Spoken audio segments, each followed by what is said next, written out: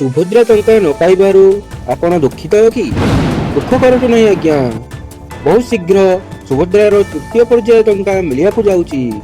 ସୁଭଦ୍ରା ଯୋଜନା ବାବଦରେ ଯେଉଁମାନେ ଅବଗତ ନୁହନ୍ତି ସେମାନଙ୍କ ପାଇଁ ଜରୁରୀ ଖବର। ଆପଣ ଆପଣଙ୍କର ସୁଭଦ୍ରା ଯୋଜନାର ଷ୍ଟାଟସ ଚେକ୍ କରିପାରିବେ। ଆପ୍ଲିକେସନ ନମ୍ବର ରସିଦ ନେଇ ଜନସେବା କେନ୍ଦ୍ରରେ ଷ୍ଟାଟସ ଦେଖିପାରିବେ। ଏଥିରୁ ଆପଣ ଜାଣିପାରିବେ ଯେ ଆପଣଙ୍କ ଆପ୍ଲିକେସନ ପେଣ୍ଡିଂ ଅଛି କି ରିଜେକ୍ଟ ହୋଇଛି। ଯେଉଁମାନେ ଆବେଦନ କରିଛନ୍ତି ସରକାର ସମସ୍ତଙ୍କ ଭେରିଫିକେସନ କରିବେ। କିଛି ଦିନ ମଧ୍ୟରେ ହିତାଧିକାରୀ ଆକାଉଣ୍ଟକୁ ପ୍ରଥମ କିସ୍ତିର ତୃତୀୟ ପର୍ଯ୍ୟାୟ ଟଙ୍କା ଯିବ। ଏଥର ଆଉ 20 ଲକ୍ଷ ମହିଳାଙ୍କୁ ମିଳିବାକୁ ଯାଉଛି ସୁଭଦ୍ରା ଯୋଜନାର ଟଙ୍କା। ଏନେଇ ଘୋଷଣା କରିଛନ୍ତି ଉପମୁଖ୍ୟମନ୍ତ୍ରୀ ପ୍ରଭାତୀ ପରିଡା।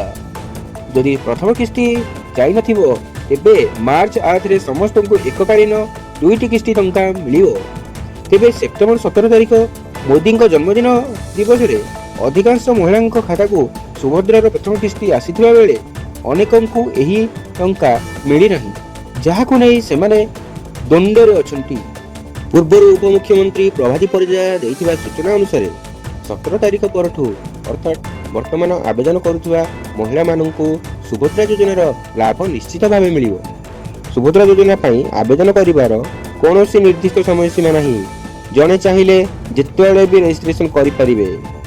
ତେବେ ସବୁଠୁ ବଡ଼ କଥା ହେଉଛି ଚତୁର୍ଥ ପର୍ଯ୍ୟାୟ ଟଙ୍କାକୁ ନେଇ ମୁଖ୍ୟମନ୍ତ୍ରୀ ମୋହନ ମାଝୀ ମଧ୍ୟ ବଡ଼ ଅପଡେଟ୍ ଦେଇଥିଲେ।